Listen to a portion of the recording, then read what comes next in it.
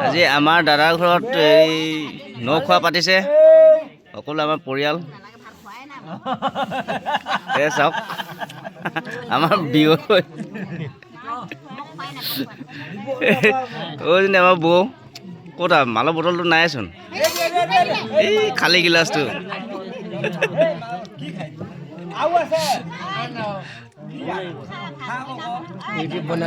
আমাৰ খুৰীটো এজনী এপাদো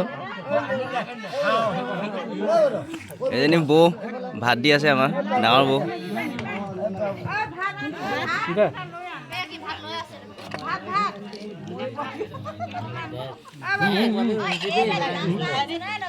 নালাগে নালাগে নালাগে নালাগে